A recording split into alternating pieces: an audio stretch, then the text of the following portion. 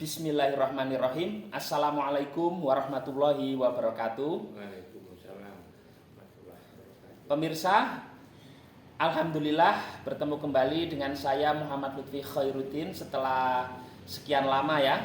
Barangkali ada 1 bulan lebih begitu kita tidak bertemu begitu secara online seperti ini ya, di YouTube begitu. Dan alhamdulillah pula saat ini telah bersama kita Profesor Dr. Kiai Haji Imam Suprayoga, sosok yang saya tidak perlu memperkenalkan kembali kepada pemirsa. Assalamualaikum, Prof. Waalaikumsalam warahmatullahi wabarakatuh. Sehat, Prof? Alhamdulillah sehat. Alhamdulillah pemirsa. Prof Imam, pada saat ini kita akan minta beliau untuk memberikan pencerahan kepada kita semua, khususnya kepada masyarakat Indonesia, khususnya tentu kita yang harus berpikir jernih begitu, Prof ya, terkait dengan dunia pesantren, kemudian dunia santri, dunia kiai begitu, yang saat ini sedang ramai, Prof. Begitu ya, di berbagai media begitu ya, baik media mainstream, kemudian juga di media online begitu, sangat hampir tiap hari begitu, sangat perhatian masyarakat sangat serius begitu terhadap persoalan pesantren, dimulai dari kejadian atau insiden di Pondok Pesantren Al-Khazini di Buduran Sidoarjo, Prof ya, di mana bangunan pesantren begitu, khususnya mushola ambruk dan mengakibatkan puluhan begitu, Prof ya, santri meninggal dunia begitu ya. Nah, tentu kita juga sedih begitu melihat kejadian itu. Kemudian juga yang terakhir, kita juga melihat bagaimana di media itu rame terkait dengan pemberitaan mengenai pesantren begitu, Prof ya.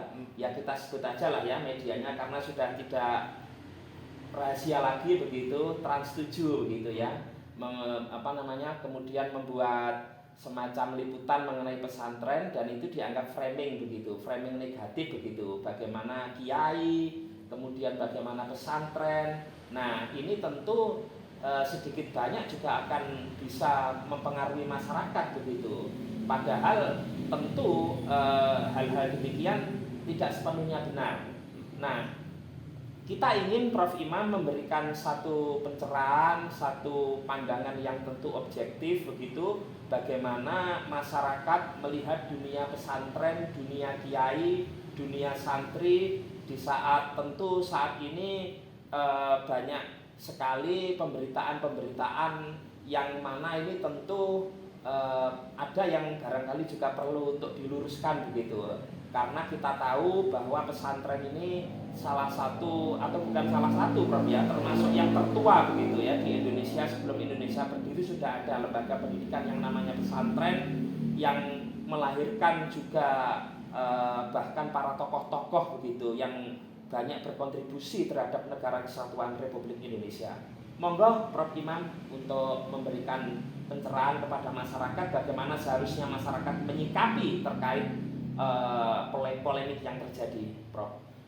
Assalamualaikum warahmatullahi wabarakatuh. Waalaikumsalam warahmatullahi wabarakatuh. Bicara pesantren ini selalu menarik, karena lembaga pendidikan yang bernama pesantren itu ada sejak sebelum Indonesia merdeka. Sumbangannya kepada negara dan bangsa ini tidak ada orang yang yang meragukan, yang menganggap kecil, semua menganggap penting, apalagi akhir-akhir ini. Coba kalau kita lihat trennya, masyarakat kan semakin percaya sebetulnya dengan pesantren ini. Bahkan akhir-akhir ini pesantren ini sudah banyak yang berhasil berbenah, memodernisasi pendidikannya itu. Di pesantren kalau dulu fasilitasnya itu apa adanya, sekarang ini tidak sedikit pesantren yang fasilitasnya itu jauh melampaui, lebih bagus daripada sekolah-sekolah umum. Misalnya SD atau SMP atau SMA, banyak yang jauh lebih bagus daripada lembaga pendidikan yang dibuat oleh pemerintah itu. Karena itu sebenarnya pesantren ini tidak makin kehilangan peran atau pengakuan masyarakat, malah justru bertambah. Coba sama lihat misalnya siapa yang menyekolahkan anak-anak ke pesantren. Kalau dulu ya hanya orang-orang kampung, orang-orang yang berekonomi lemah. Tapi sekarang orang yang menyekolahkan ke pesantren itu kan ada bupati, ada wali kota, ada gubernur, ya kan? Mungkin juga ada menteri yang menyekolahkan anaknya di pesantren. Maka itulah saya katakan pesantren makin mendapatkan pengakuan. Kalau dulu yang mengirim anaknya ke pesantren adalah masyarakat kelas bawah, tapi makin ke akhir-akhir ini justru putra-putranya pejabat itu ke pesantren ini. Coba kita lihat misalnya di pesantren-pesantren yang sudah modern, seperti misalnya di Tursina, kalau di Malang ini Tursina. Itu anak-anaknya orang-orang kaya semua, itu anaknya para pejabat. Tentu ada juga anak orang miskin ya, orang kalau saya katakan miskin, orang menengah ke bawah ya, mohon maaf itu. Tapi lalu pesantren juga arif. Mereka yang dari sisi ekonomi menengah ke bawah itu dalam jumlah tertentu juga digratiskan kan, digratiskan. Nah karena itu ini kan sesuatu yang luar biasa. Pesantren bisa bagaimana memberi peluang pada yang kelas menengah ke atas, tapi juga jangan melupakan mereka yang kelas menengah ke bawah, yang dari sisi kemampuan ekonomi misalnya masih kekurangan, sehingga di situ dalam persentase tertentu anak-anak orang-orang yang tidak mampu di bidang ekonomi bisa sekolah di tempat itu.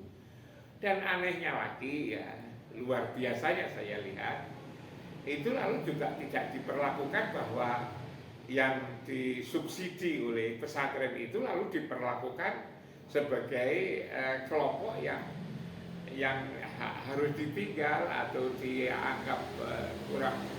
Anak-anak tidak dilatih untuk dijaga lah agar di dalam kehidupan sehari-hari anak-anak itu tidak dibiasakan yang lemah ditinggal oleh yang kuat, ya, yang ekonominya kuat, dianggap sama mereka itu. Ini kan sebetulnya kan kearifan di pesantren yang luar biasa. Karena itulah maka di dalam melihat pesantren ini jangan hanya satu sisi. Pesantren harus dilihat secara utuh. Pesantren itu dari sisi sejarahnya ada yang lahir kan sebelum merdeka dulu kan, seperti pesantren Termas, lalu Patitan, ada pesantren Lirboyo, Kediri, ada pesantren Kebuiren Jombang, ya, lalu pesantren di Sidogiri, Pasuruan, di Asep Bagus, Situ Bondo, itu luar biasa itu sebetulnya kalau kita lihat. Tapi juga ada pesantren yang baru berdiri, ada pesantren yang tadi saya katakan sudah sedemikian modern, tapi juga ada pesantren-pesantren yang masih harus kita ajak untuk berubah, untuk segera maju. Inilah cara melihat pesantren. Bahkan dari sisi tradisi ilmu, pesantren ini sebetulnya sudah punya tradisi yang luar biasa. Saya berkali-kali katakan, orang kalau ke pesantren ya, kalau orang kelas menengah ke atas dulu itu memilih pesantren itu sudah melihat kelebihan daripada kiai yang bersangkutan. Kalau misalnya ingin belajar ke pesantren agar memiliki kelebihan di bidang bahasa, maka perginya ke Lirboyo, karena Lirboyo itu ada kiai yang sangat alim di bidang bahasa Arab, ialah Kiai Mahfuz Ali. Nah itu, jadi masyarakat yang ingin mendalami bahasa Arab pergi ke pesantren itu. Nah kalau ingin mendalami di bidang tasawuf itu perginya ke Kiai Khalil sama Kiai Hamid di Pesuruan, Kiai Khalil di Kiai Khalil Bangkalan. Bangkalan. Nah, karena apa? Masyarakat tahu bahwa dua beliau itu adalah alim di bidang tasawuf. Kiai Hamid tadi Mbah Hamid. Mbah Hamid itu. Okay. Nah, kalau ingin alim di bidang apa fikih, mereka larinya ke Situbondo, ke Asam Bagus, karena di sana ada Kiai Asamsul Arifin yang alim di bidang fikih. Kalau ingin hadis tafsir, datangnya ke langitan sana, karena di langitan sana itu ya ada Kiai Abdullah Faqih dan lain-lain. Ya ini sebetulnya kan luar biasa. Jadi bukan lagi pertimbangan gedungnya, fasilitasnya, tamannya, gitu kan, status kan, ya. Sudah unggul lalu tidak unggul. Ya. Masyarakat sudah melihat keunggulan itu bukan dari akreditasi, itu akreditasi masyarakat. Kalau itu akreditasi masyarakat seperti itu sebenarnya lebih objektif. Tidak ada rekayasa-rekayasa. Misalnya tidak punya guru besar lalu diada-adakan kan gitu kan. Tidak punya misalnya sarana prasarana terus sementara dipinjam-pinjamkan, tidak begitu. Karena sudah masyhur gitu kalau dulu. Nah, ini kan budaya seperti ini sudah berhasil ditumbuh kembangkan oleh pesantren. Yang itu belum tentu. Itu berhasil dikembangkan oleh sekolah-sekolah umum. Nah, yang seperti ini mesti harus kita hargai. Lalu kemudian hal yang saya seringkali sangat respect ya dengan pesantren itu, keberhasilan di dalam membekali kemampuan bahasa asing. Ya kan? Di pesantren-pesantren tertentu tidak ada santri yang tidak bisa baca kitab. Kitab itu kitab yang berbahasa Arab, yang orang katakan bahasa Arab yang gundul itu loh. Kitab gundul. Kitab gundul. Kitab kuning. Kitab kuning. Mereka bisa membaca itu. Nah, jadi pesantren ini dengan metode yang mengajar oleh para guru-guru itu berhasil membisahkan bahasa Arab. Ya. Dia bisa memahami bahasa Arab dengan begitu bagus karena diajarin tentang qawaidnya itu, tata bahasa Arabnya itu, ilmu alat nahu sorobnya itu, tata bahasanya. Mereka dan juga cabang-cabang ilmu yang lain, sehingga kita sering lihat misalnya ada kompetisi membaca kitab kuning gitu kan. Oh itu kan luar biasa. Belum lagi banyak di antara mereka yang hafal Al-Quran, menghafal Al-Quran dalam waktu singkat. Ada yang 1 tahun sudah hafal Al-Quran, bahkan kurang dari 1 tahun. Ada pesantren-pesantren yang kurang dari 1 tahun berhasil menghafalkan Al-Quran 30 juz ya. Ini kan luar biasa bahasa. Bahkan juga tidak sedikit pesantren yang tidak saja dari si kemampuan bahasa bisa bahasa Arab, tapi juga bisa bahasa Inggris.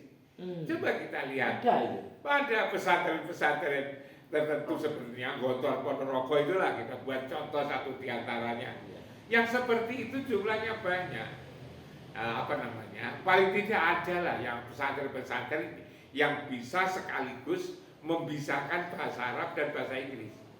Kalau membisahkan bahasa Arab tentu saja semua pesantren seperti itu, karena pesantren itu sadar betul bahwa untuk memahami kitab suci Al-Quran juga hadis Nabi, karena kitab-kitab itu pakai bahasa Arab diajari dulu, namanya ilmu alat. Nah sekarang kita bandingkan sekarang. Kalau pondok pesantren itu membisahkan bahasa Arab, kalau perguruan tinggi umum atau sekolah-sekolah umum kan bahasa Inggris. Gimana sama melihat kemampuan bahasa Inggris di SMP, di SMA, di berbagai kota di Indonesia ini, bahkan juga di perguruan tinggi? Ya rata-rata biasa-biasa. Biasa bahkan juga kurang kan? Artinya ya ada yang unggul tapi jarang gitu. Kalau kita katakan misalnya tidak ada kan orang tersinggung. Tapi semua. Tapi di pesantren apa juga banyak yang lebih pandai bahasa Inggris daripada lembaga Bukan. pendidikan umum, Prof. Biasanya kalau di pesantren itu bahasa Arabnya dulu. Ya. Karena bahasa Arab itu dipakai alat untuk memahami Al-Quran dan hadis juga. Nabi. Itu loh, karena Ya. itu maka bahasa Arabnya diperkuat. Ya. Ilmu alatnya itu diperkuat begitu. Dengan cara mereka sendiri bagaimana meminterkan itu. Disitulah lalu beberapa pesantren, satu diantaranya kalau saya buat contoh, saya katakan tadi nyebut Termas. Pacitan. Termas itu kan di Pacitan. Ya. Saat itu kan ya ke Pacitan itu kan susah. Ujung Jawa Wow, Timur. ujung lalu ke mobil di sana juga belum begitu banyak kan. Iya. Saya sering ke sana. Jalannya itu juga berliku-liku. Berliku-liku. Ya, pegunungan. Di sana itu kiai-kiai besar di Jawa ini banyak sekali yang alumni Termas itu. Oh. Pesantren-pesantren besar. Tadi saya nyebut mulai dari Asep Bagus, lalu Situbondo itu, lalu kemudian juga Lirboyo, lalu Jombang, Langitan, itu dari situ. Pacitan. Dari Pati Madura itu, apa namanya, Kiai Amin, apa itu dari sana kalau kita lihat itu. Coba dari Pacitan lalu menyebar lulusannya itu kemana-mana mendirikan pesantren, lalu menjadi pesantren yang hebat-hebat kayak begitu itu.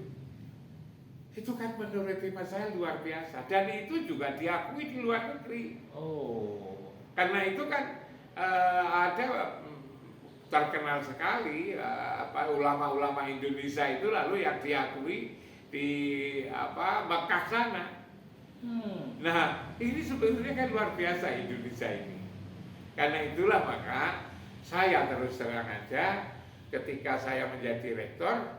Setelah saya pengamatan seperti itu, lalu saya lengkapi kampus UIN Malang dengan ma'had. Ma'had itu kan bahasa lain daripada pesantren itu. Betul. Sehingga UIN Malang itu ya universitas ya ma'had, ma'had ya universitas. Nah dari situ sudah terasa betul hasil yang diraih oleh UIN Malang. Mahasiswanya lalu bisa baca kitab berbahasa Arab, tapi juga bisa berbahasa Inggris. Bahkan tidak kurang dari 15 ya sampai 20% ikut menghafal Al-Quran loh ketika itu. Dan anehnya waktu itu mahasiswa-mahasiswa yang nilainya paling bagus itu setiap semester wisuda itu selalu diraih oleh anak-anak yang hafal Quran. Bayangkan, saya masih ingat itu. Anak jurusan fisika, lalu nilainya terbaik. Dia hafal Quran 30 juz. Berikutnya anak matematika, hafal Quran 30 juz nilai terbaik. Yang ketiga saya masih ingat itu, walaupun sudah lama. Itu anak matematika lagi, hafal Quran 30 juz. Matematika fisika. Hafal Quran. Ini jurusan umum, Mas. Jurusan umum.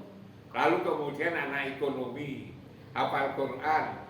Skripsinya pakai bahasa Arab, gitu kan? Dan bahasa Inggris, hafal Quran 30 juz dan seterusnya. Bukan berarti bahwa studi agama, misalnya Fakultas Ilmu Pendidikan Islam dan juga Syariah kurang, tidak begitu. Yang saya katakan tadi, yang nilainya paling bagus. Nah, dilihat dari seuniversitas, ternyata anak fisika, anak matematika dari nilai IP-nya itu loh, indeks prestasi itu paling bagus hafal Quran. Seperti itu. Karena itu lalu saya sendiri menjadi percaya diri ya memang menggabungkan antara tradisi pesantren lalu tradisi universitas menjadi satu. Itu juga salah satu cara bagaimana untuk meningkatkan kualitas itu sebetulnya itu. Karena itu maka saling merendahkan, menganggap yang satu unggul itu menurut saya tidak produktif.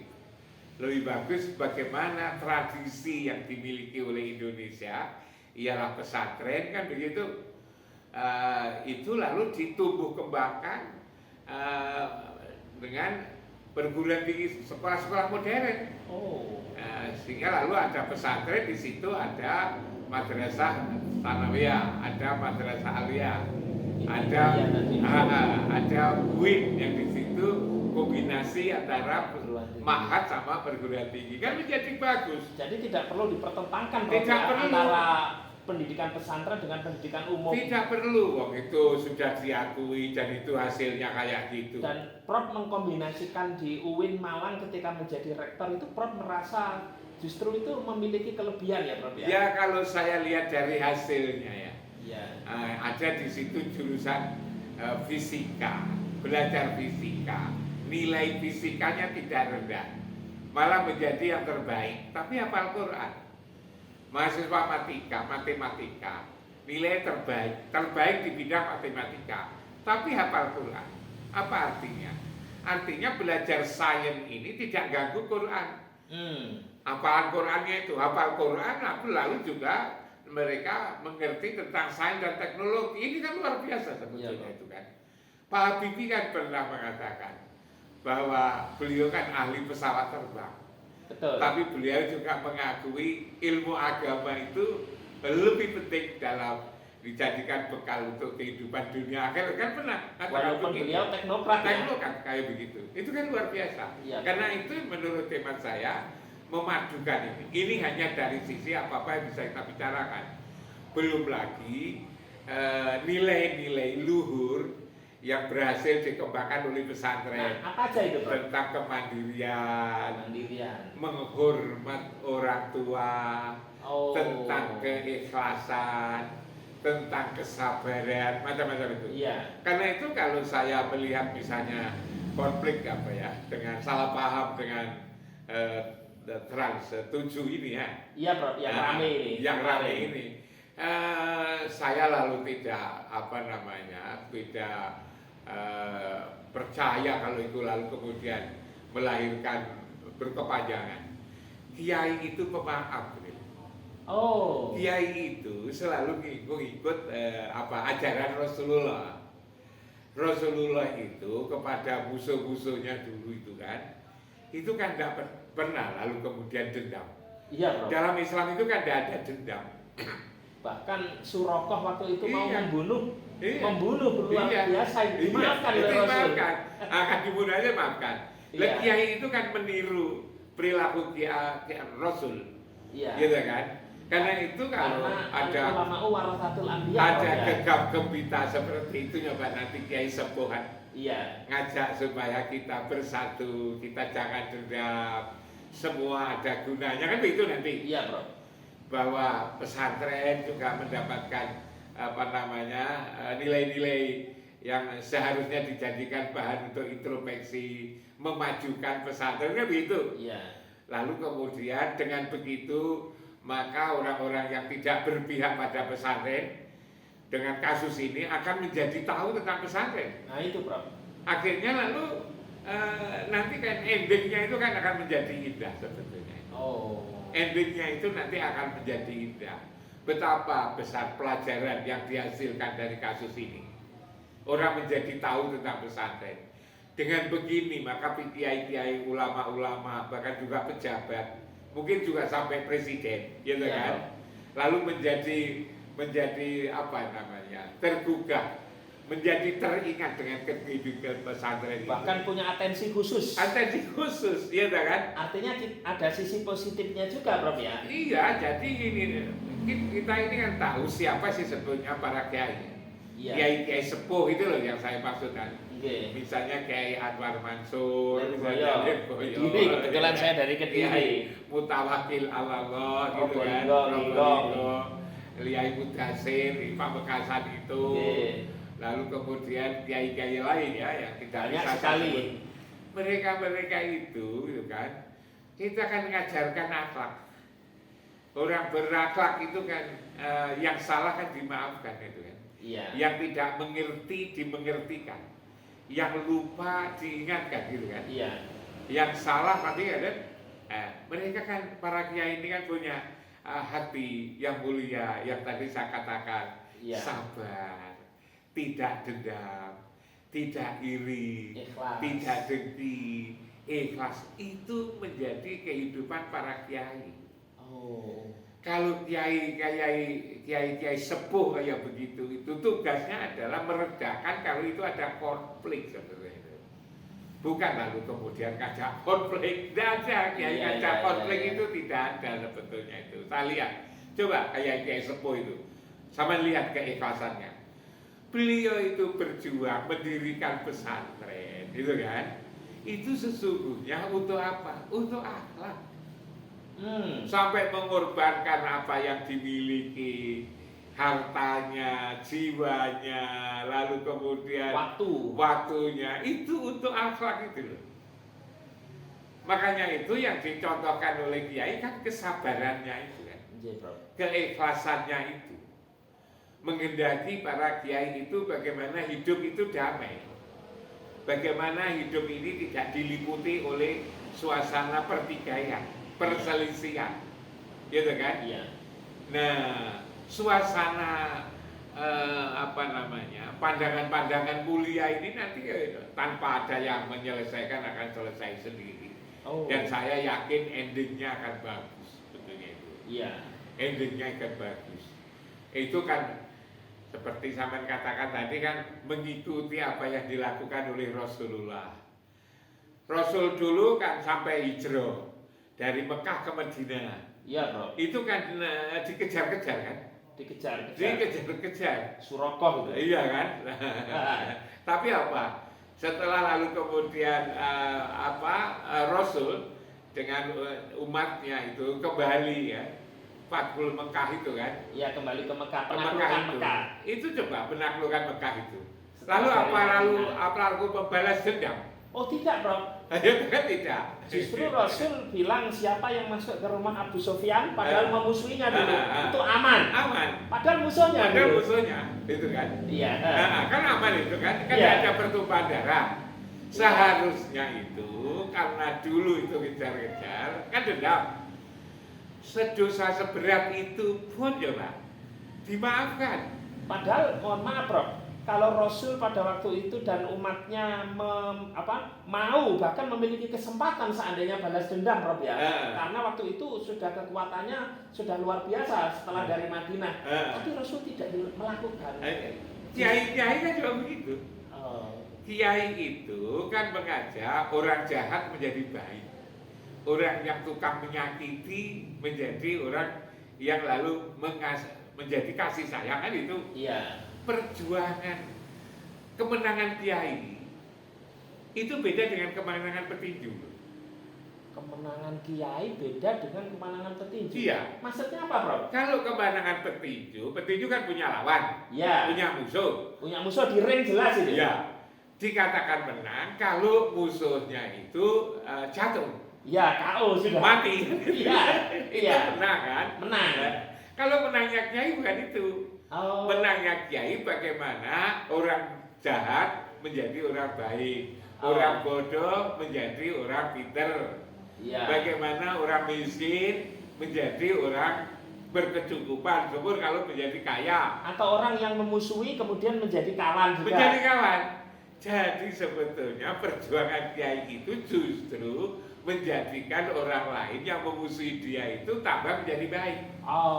Prof, terlepas entah itu memusuhi atau barangkali juga salah paham atau apapun, Prof melihat nanti happy ending ya, Prof ya ini. Saya berharap begitu dan saya yakin seperti itu. Itu alasan saya apa? Alasan siapa sih sesungguhnya kiai itu?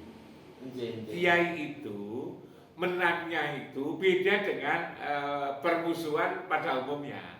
Iya. Kiai itu punya tugas amar ma'ruf nahi munkar. Iya kan? Iya. Nah, kalau ada kemungkaran, bukan yang mungkar itu lalu kemudian dibunuh kan itu kan. Tapi yang mungkar-mungkar itu berhenti mungkar. Sama-sama lalu ngajak berdakwah amar ma'ruf kan begitu. Iya, Bro. Itu kan kiai. Kiai itu kan tidak suka kalau lalu kemudian lawannya malah justru lembek gitu kan. Iya. Lalu kemudian menjadi mati kan gitu. Iya. Kiai kan tidak pernah lalu ngomong kan dakwah itu apa? Menyeru. Dakwah itu menyeru untuk kebaikan kan? Iya. Bukan lalu kemudian berjuang agar semua orang mati, bukan begitu. Iya. Coba bedanya antara menangnya kiai dengan menang dalam permusuhan-permusuhan yang lain. Itu beda. Oh iya. Islam datang itu untuk apa? Apa agar masyarakat yang tidak Islam itu lalu kemudian mati semua, hilang semua? Kan tidak begitu. Betul. Islam datang itu sebetulnya adalah membangun kerukunan, membangun kedamaian, membangun kebersamaan lewat akhlak. Oh, membangun harmoni. Lalu lewat akhlak sumber penyakit hati, sumber permusuhan, sumber perselisihan, sumber iri, dengki, tamak, itu kan? Penyakit hati semua. Iya, penyakit hati semua, fitnah, hasud, itu kan dari sini. Iya. Kiai mengikuti ajaran Rasulullah itu berat kan itu kan? Melawan diri sendiri masing-masing itu sama dengan perang besar. Betul. Nah, karena itu yang diajak oleh, yang diseru, yang dilakukan oleh kiai dengan cara mendidik itu adalah untuk melahirkan kehidupan yang damai itu tadi. Bukan untuk kemenangan dia lalu unggul yang lain pada mati semua, bukan begitu. Betul. Ini harus dipahami sebetulnya itu. Menarik Prof yang disampaikan Prof. Jadi kiai, ulama di pesantren Prof ya khususnya menangnya itu bukan seperti perang ketika musuhnya mati misalnya itu menang terus senang, tidak. Tapi musuhnya menjadi lemah, iya, musuhnya menjadi bodoh, tapi musuhnya menjadi miskin, bukan itu. Justru menjadi kuat, bahkan bisa kemudian menjadi kawan, kemudian menjadi sadar kalau menjadi orang baik, menjadi orang mulia, itu. Iya. Prof kalau melihat kejadian yang terakhir ini Prof, terutama siaran di Trans 7 ini menurut Prof apa? Apa mungkin bentuk kesalahpahaman atau kemudian apalah kalau orang bilang framing ya Prof ya. Oke, tentu kita tidak masuk ke dalam hal-hal yang sifatnya sensitif Prof ya.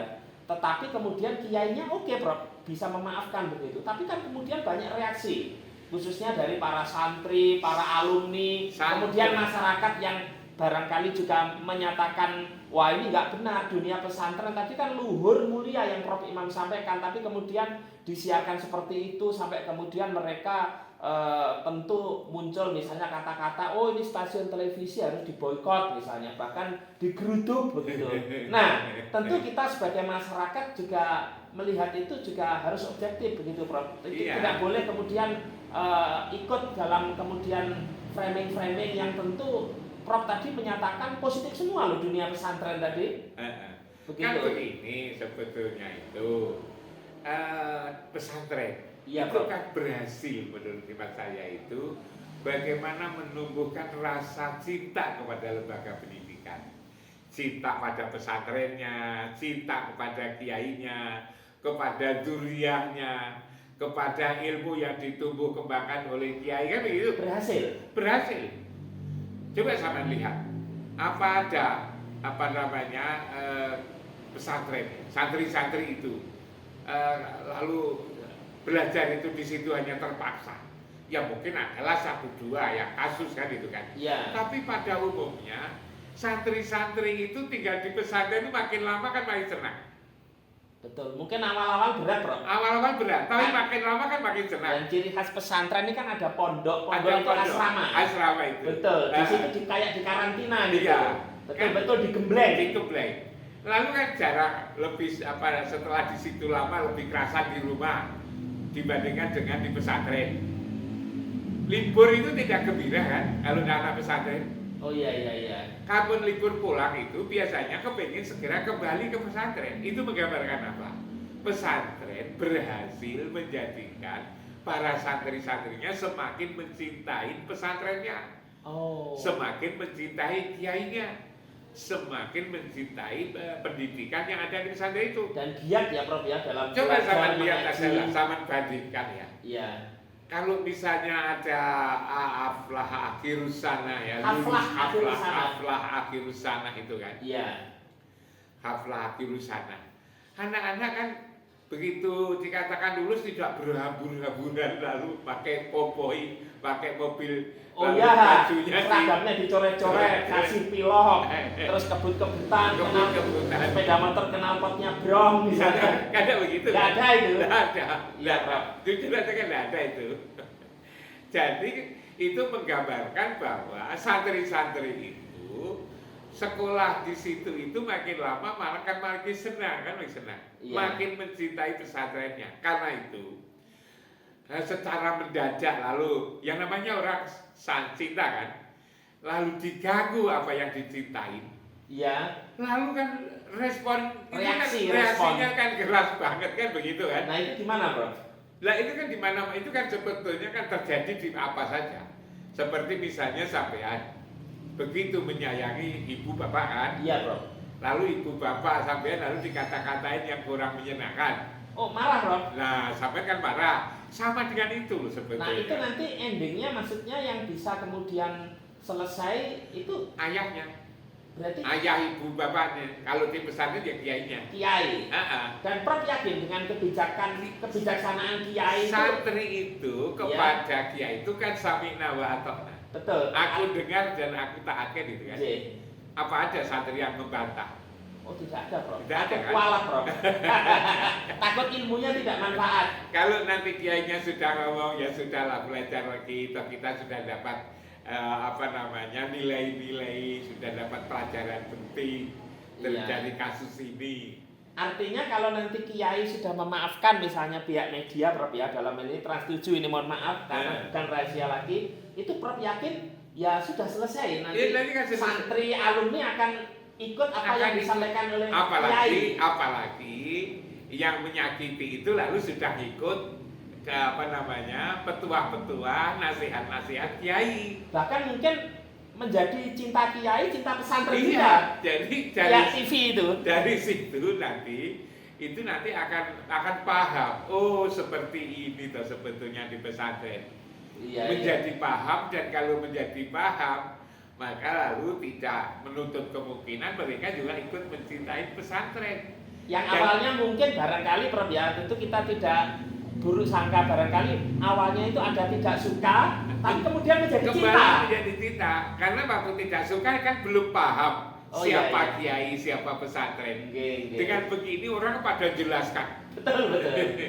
Orang sehari-hari kan menjelaskan tentang pesantren. Tidak benar itu. Tidak benar. Ulama mengatakan ini, kiai itu melatih kesabaran, keikhlasan, pendidikan karakter, yang diperjuangkan itu untuk pendidikan para kiai itu sebetulnya mengorbankan. Dan itu bentuk tawaduk yang katanya seperti perbudakan. Makanya kan menjadi tahu. Katakanlah misalnya kalau katakan misalnya lalu santrinya, wali muridnya kan itu. Iya, Bro. Lalu memberikan sesuatu lah. Sesuatu, isinya juga mungkin juga tidak banyak. Tapi ciri khas pesantren, ciri khas kiai, kalau ada orang bertamu, kan lalu disuguh makanan. Betul. Coba sampai kalau ke pesantren, kan tidak boleh pulang sebelum makan. Iya, Bro. Walaupun sudah kenyang tetap disuruh makan saya. Misalnya kita datang ke pesantren kiai ini sudah kasih makan kan? Iya. Kita ke pesantren lainnya, ya disuruh makan lagi. Kalau tidak makan nanti kita malah tidak boleh pulang kan, begitu kan? Oh iya ya. Nah, karena itu sebenarnya jangan lalu dimaknai kalau sudah dikasih uang itu itu adalah menguntungkan kiai. Kiai itu karena punya jiwa sosialnya, gitu kan? Iya. Tidak lalu untuk kepentingan dirinya sendiri. Iya, Bro. Itu lalu kemudian juga seperti itu. Saya itu kan ayah saya kan kecil-kecilan kiai, gitu kan? Oh, ayah Prof di Trenggalek. Iya, itu kan kiai, gitu kan? Saya kiai. Ya, ayah saya itu tak lihat itu ya ada orang yang itu memberi sesuatu kan, kalau silaturahmi. Ke ayah saya itu kan. Ya bukan lalu saya ingin pamer itu ya tidak, ya saya kiai. Enggak apa-apa, Bro. Kiai kecil-kecilan di desa. Kiai kampung. Tapi uang itu juga dikumpulkan untuk nambah pembangunan madrasah, untuk membuat ruang tidur santri, untuk memperbaiki masjid. Iya. Karena yang namanya kiai itu tidak ada APBN, tidak ada bantuan. Kan kalau kiai yang itu juga tidak lalu minta-minta, itu tidak ya. Dan biasa bukan untuk hidup mewah gitu. Tidak. Oh iya. Bahkan saya ini kadang-kadang menjadi, kenapa saya ketika jadi rektor, itu saya tidak berani. Saya tidak berani mengambil sesuatu yang bukan hak. Bahkan selama saya jadi rektor, saya bukan pamer. Iya. Saya 16 tahun jadi rektor tidak pernah ngambil gaji rektor itu. Tak bawa pulang. Bisa tanyakan istri saya. 16 tahun tidak pernah saya itu kan. Oh. Nah, Kok bisa, mengapa? Bro? Saya itu malu sama ayah saya. Oh. Ayah saya itu kan kiai kampung. Nggih. Nah, dulu belajarnya di Begelen. Begelen itu jauh baratnya Jogja. Mana Magelang? Di Purworejo. Oh, Purworejo. Itu ada pesantren tua namanya Begelen. Iya. Ayah saya belajarnya ke sana. Iya, Bro. Kalau berangkat pulang itu naik sepur kerudung. Oh. Lalu saya tanya itu berapa lama Pak ke mondok? Ya sehabisnya karang katanya. Karang itu apa? Nasi yang dikeringkan itu, sangunya itu gitu loh. Oh. Nanti kalau sangunya itu masih ada ya masih ngaji. Nanti kalau udah habis pulang, kalau di rumah ada karang dia kembali lagi. Gitu kan. Orang yang sekolahnya hanya seperti itu lalu jadi kiai di kampung ya. Iya, Bro. Gitu kan? Itu saya saksikan sendiri. Pernah jual sapi ya saya. Untuk apa? Memperbaiki madrasah. Jual sebagian tanahnya untuk memperbaiki sekolahan, gedung sekolahan. Maka lalu saya kan berpikir, ayah saya hanya sekolah di pondok pesantren yang sangunya karat saja, gitu kan? Iya, Bro. Tidak mendapatkan apa-apa, bahkan apa yang dimiliki dijual untuk bangun pesantren kan, madrasah, masjid kan begitu kan. Maksud anaknya saya yang profesor, gitu kan? Perguruan tinggi lagi. Menjadi kepala sekolah, menjadi rektor, lalu beli sapi kan? Oh, jadi mengapa Prof tidak ambil gaji itu, Prof? Saya malu. Nilai dari ayah, malu sama ayah. Malu sama ayah saya. Ayah saya beri contoh untuk membangun pendidikan itu menjual Prof, apa yang dimiliki untuk kepentingan lembaga pendidikan yang diasuhnya. Lah anaknya jadi rektor, profesor lagi kan itu kan. Betul. Lalu menjadi kepala sekolah. Iya. Kok beli sapi? Malu rasanya saya. Iya. Malu rasanya. Tapi dengan segala, mohon maaf, Prof, dengan segala perjuangan ayah itu kok bisa menghidupi putra-putranya termasuk panjenengan sampai menjadi profesor, sampai menjadi rektor. Itu apa ayah itu yang Prof lihat itu? Ayah saya itu kan hidupnya kan zaman dulu, saya aja lahir tahun 50 ya. 50 ya? Itu kan di orang desa itu kan tanahnya luas. Oh iya ya. Kan. Ayah saya itu anaknya banyak itu. Nah, ketika ibu saya melahirkan, itu kan. Iya, Prof. Ayah saya itu mesti ke kebun. Oh. Untuk apa? Tanam kelapa, pohon kelapa 10.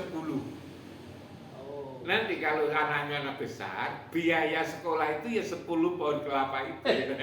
Mengapa 10, Prof? Tidak tahu, dianggap cukup. Kalau zaman dulu kan kelapa itu kan ada artinya itu. Oh iya. Dijual kan cukup. Itu sama, saudara Prof, sama, kakak, adik? Sama. Hanya lalu hasilnya saya ini bukan saya tunjukkan saya punya nilai lebih gitu ya. Saya itu berapapun gitu kan. Panenan kelapa. Hasilnya tidak saya bawa ke kota semua untuk berikan sekolah. Saya sisakan 20%, itu setiap bulan itu tak berikan tetangga yang miskin ya, tetangga miskin yang tidak mampu. Yang kekurangan. Sekarang ngomong kan harus hati-hati ya. Oh betul, Bro. Apalagi ini di publik ini. Jadi kalau nanti ada yang protes, saya berikan itu yang 20% kepada orang yang kekurangan itu. Nah, orang kekurangan itu juga harus membalas kebaikan saya, mencarikan pupuk, kotoran kambing atau kotoran sapi, diletakkan di bawah pupuk kompos di kelapa itu. Di bawah kelapa itu. Akhirnya kelapanya setiap bulan dipupuk kan menjadi subur, berbuah terus. Kalau biasanya itu satu tangkai 10, karena selalu dipupuk, kan bisa 16, bisa 20, bahkan juga bisa lebih. Sehingga kelapa saya itu yang seharusnya kalau tidak dipupuk itu satu tangkai itu hanya 8 sampai 10, maka setelah dipupuk itu kan bisa 20 kan 200. Betul. Sehingga lalu walaupun bisa 200, maka yang 20% selalu saya berikan orang itu. Bisa ya saat itu ya, Prof ya. Hampir nggak ada saya lihat sekarang dengan pohon kelapa untuk membiayai pendidikan. Makanya itu, lalu Kemudian- ayah saya ngurusi anak selesai dengan nanam kelapa itu kan. Nah itu Iya. logikanya orang Mohon maaf, desa. ayahnya Prof tanahnya luas ya Prof ya? Di desa itu tanah itu luas-luas, apalagi kakek Oh, saya iya. itu kepala desa gitu. Kepala desa ya? Kepala desa itu kan. Baik, Prof. Ayah saya kiai. Baik Prof, kita kembali ke Ya. masalah pesantren Prof. Nah. Prof, selama ini oke Prof, tadi tentu banyak peristiwa, banyak kejadian Prof ya, yang kemudian juga mau tidak mau pesantren menjadi viral. Termasuk kejadian yang memilukan di Sidoarjo kemarin, tentu tidak bisa dipukul rata bahwa semua pesantren itu misalnya katakanlah bangunannya begitu misalnya. Kemudian juga pemberitaan tentang kiai pesantren. Pertanyaannya gini Prof, apakah masuk pesantren itu, ini khususnya bagi orang tua ini Prof ya, itu anaknya itu masa depannya akan cerah Prof? Karena melihat dunia pesantren itu kan seolah-olah ada lah Prof ya, tidak semua masih ada yang menganggap itu misalnya nomor 2 atau mungkin nomor 10, nomor 100, yang penting sekolah umum begitu Prof. Artinya ngapain masuk pesantren? Apa ada masa depan begitu loh Prof? Kita ini kan nggak bisa hanya kira-kira ya. Nggih, Kita Prof. kan bisa belajar dari bukti. Betul. Iya betul. kan? Nggih. Coba sama tanya di anggota DPR itu loh, sekarang RI sekarang. Iya. Berapa orang yang dulu pernah ke pesantren? Saya Pernah kira mondok. yang pernah mondok. Saya kira tidak hanya 1-2. Saya kira juga banyak. Dulu misalnya Gus Dur kan Itu di pesantren. legislatif itu. Nah, Gus Dur kan jadi apa namanya? Presiden. Itu kan orang pesantren. Iya. Gitu kan? Coba sama lihat misalnya Kiai Said Akil Sirot gitu kan. Iya. Mungkin juga Kiai Said Munawar, Said Akil Munawar. Betul. Pak Profesor Nazaruddin Umar. Menteri Agama. Banyak lagi. Mereka kan lulusan pesantren. Bahkan saya Belajar pernah pesantren. dengar Presiden Susilo Bambang Yudhoyono SBY Itu lahirnya kan di tengah-tengah pesantren Tremas itu. Tremas. Bapaknya juga ngajar di situ. Menjadi pemimpin negara. Prof. Menjadi pemimpin negara. Iya. Iya kan? Iya. Menjadi pemimpin negara. Saya kira presiden-presiden siapa yang membenci pesantren? Kan juga tidak ada. Iya. Coba sama lihat kalau apa namanya sampai ke Tebu Ireng gitu kan. Iya Prof, coba. Para pemimpin bangsa ini kan ziarah ke situ. Kalau datang ke Jombang kan kurang lengkap kalau tidak ziarah ke makam Kiai Hasyim Asy'ari. Betul. Ke makamnya Gus Dur. Gus Dur juga. Nah itu apa? Itu kan tanda memperkukuh apa namanya kehidupan spiritual mereka. Oh. Iya kan? Iya. Artinya dengan berziarah kan percaya Betul. bahwa inilah yang harus saya ikuti. Kalau mereka pada ngomong ini saya ikuti, saya dengarkan, apa saya perhatikan contoh-contohnya, Iya. berarti mereka kan juga menghargai pesantren. Betul Prof. Dan itu kan bukan lalu karena disuruh-suruh, kan panggilan rohani mereka. Iya Prof. Nah, Artinya bukan paksaan datang itu sowan artinya, misalnya. maksud saya dengan belajar seperti itu maka tidak perlu dikhawatirkan lagi sebetulnya di orang-orang yang ke pesantren itu loh, tidak dikhawatirkan Iya. lagi. Artinya Apakah mereka mempunyai masa depan atau tidak? iya. Gitu kan? Wong nyatanya juga banyak orang kaya lulusan pesantren. Oh, nah Banyak itu pejabat-pejabat nanti lulusan kalau pesantren. mondok nanti kerja apa misalnya? Lalu yang sekolah tidak mondok, yang sekolah umum juga banyak yang nganggur. Iya. Ya kan? Apa kalau sekolah umum ya kan? Lalu kemudian mesti mudah dapat pekerjaan? Belum tentu, Bro. Saya kira cobalah, saya tidak pernah sekarang lihat data, tapi saya yakin tidak sedikit lulusan perguruan tinggi umum Iya, Bro. yang katanya untuk memberikan bekal kehidupan. Iya. Lalu apa yang diinginkan tercapai? Pengangguran perguruan tinggi kan selalu disuarakan semakin banyak. Kenapa lalu orang katakan untuk apa biaya mahal-mahal sekolah di perguruan tinggi? Oh iya. Toh nanti hasilnya nganggur. Sudah menghasilkan, sudah membiayakan uangnya setiap Iya, bulan, banyak keluar tapi biaya, keluar tapi nganggur. Sekarang kan banyak misalnya. Iya. Kita lihatlah sehari-hari banyak orang-orang yang mau lulus itu nunda lulusnya. Kenapa nunda lulusnya? Dia masih bingung, jangan-jangan kalau lulus saya nganggur. Iya. Lebih baik saya menunda-nunda lulus sehingga kalau ditanya orang sudah kerja di mana, belum lulus kan gitu. Iya. Atau kadang juga cari ijazah hanya untuk status saja, Prof. Makanya itu. Terus kemudian begini, Prof Imam, tadi Prof menceritakan bahwa banyak juga misalnya pejabat, pemimpinan atau bahkan masyarakat umum yang sowan begitu, Prof, mendatangi ziarah begitu, entah itu kiai, makam kiai. Itu kan banyak yang mengatakan ulama itu seperti paku bumi, Prof.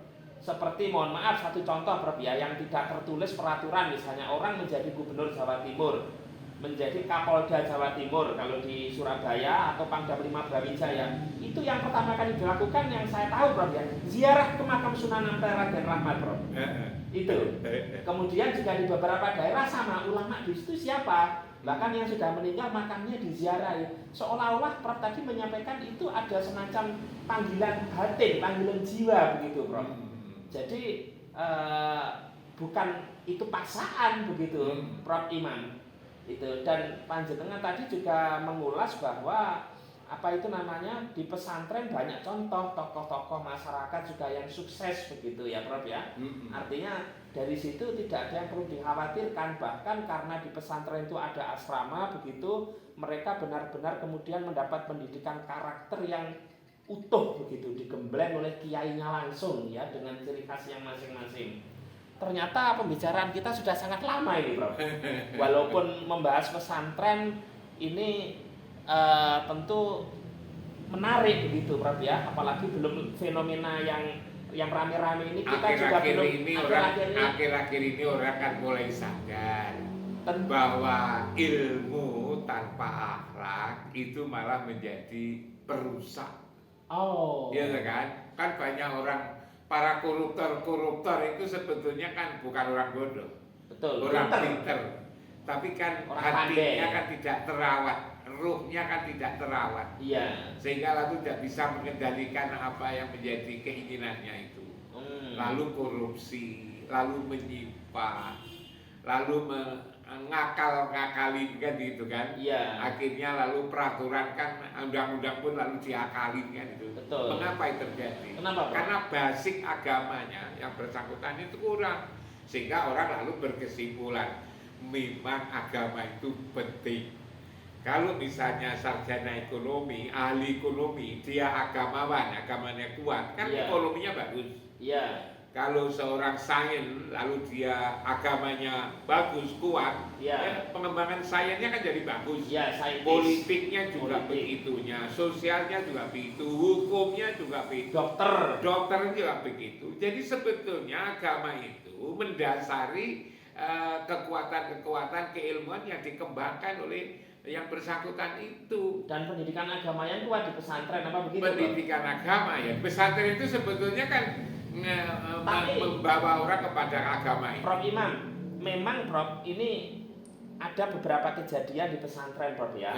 Barangkali memang ada, betul memang entah itu kiai, bahkan juga insiden di pesantren yang itu tentu tidak mencerminkan moral, tidak mencerminkan akhlak.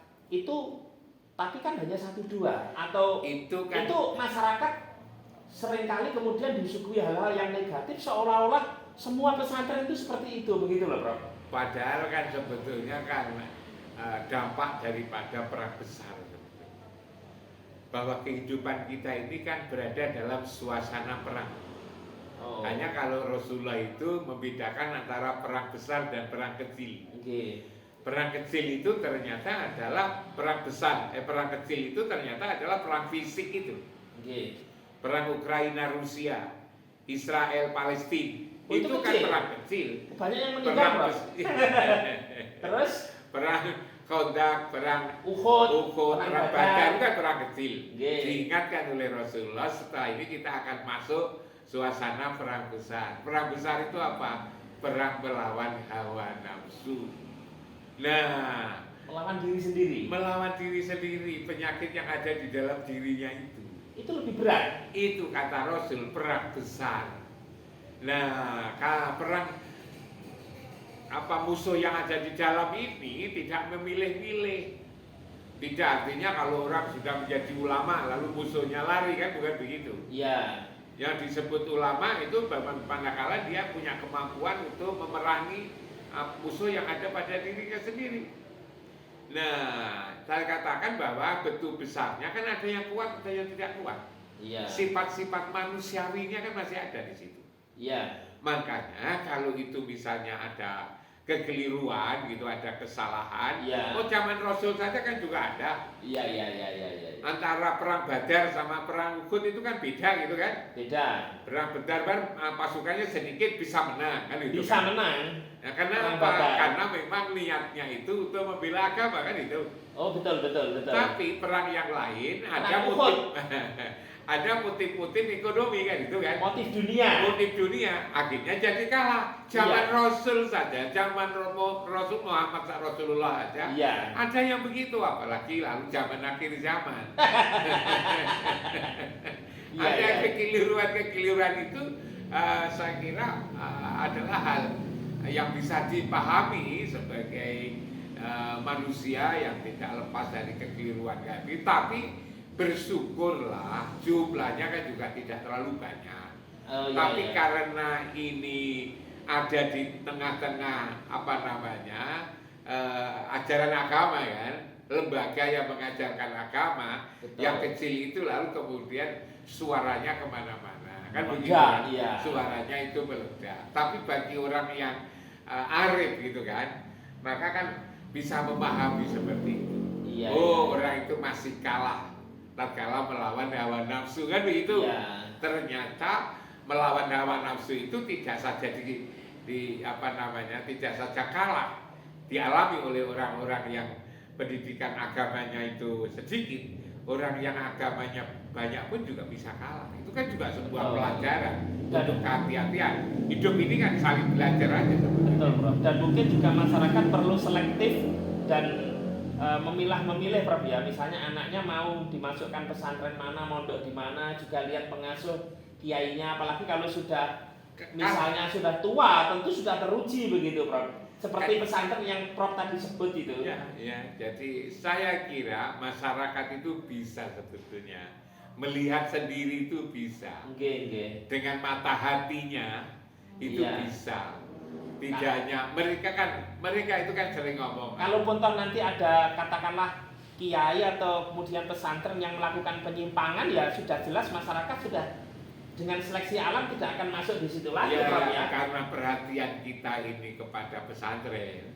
Prof. Maka kalau kita bicara salah gitu kan, ya kepada kiai, walaupun tidak semua. Padahal semua di mana-mana juga begitu. Prof. Apakah kalau lalu menjadi lembaga pendidikan modern, lalu tidak begitu? Mohon maaf, kan rektor PT KIN ya, Prof. kan juga ada yang masuk penjara kan? Ada. Jangan disebut, Prof. Kan begitu. Yang sudah punya jabatan tinggi, gitu kan? Kan juga ada lalu terlibat di peradilan karena kesalahan, karena korupsinya. Padahal dia juga ngerti. Pejabat-pejabat yang memenuhi dan orang-orang pinter, orang pinter, sekolahnya juga tidak saja di dalam negeri, juga lulusan luar negeri juga lalu terjerembab pada persoalan-persoalan yang seperti itu.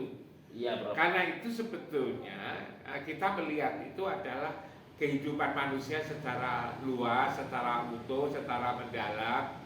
Manusia itu tidak bisa diselesaikan hanya lewat lembaga pendidikan. Tidak bisa di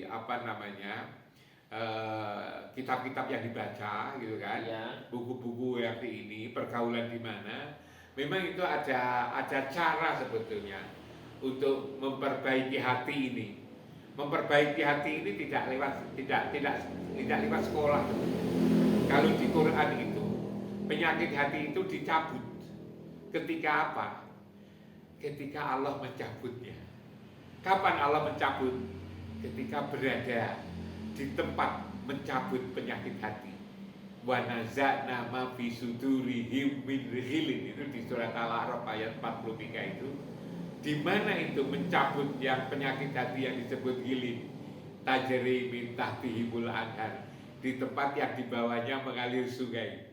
Di bawahnya Masjidil Haram itu kan sungai, sehingga diambil berapa saja airnya kan tidak habis-habis, yang disebut air Zam-Zam. Di tempat itulah penyakit hati akan dicabut. Lah kapan? Lalu bagaimana caranya? Coba 5 kali sehari semalam penduduk bumi yang muslim itu kan disuruh menghadap ke tempat itu. Tidak saja menghadap tubuhnya, tapi ingatannya harus di situ. Kalau ingatannya ada di situ, maka penyakit hatinya dicabut. Itulah sebabnya inna sholata tanha 'anil fahsya'i wal munkar.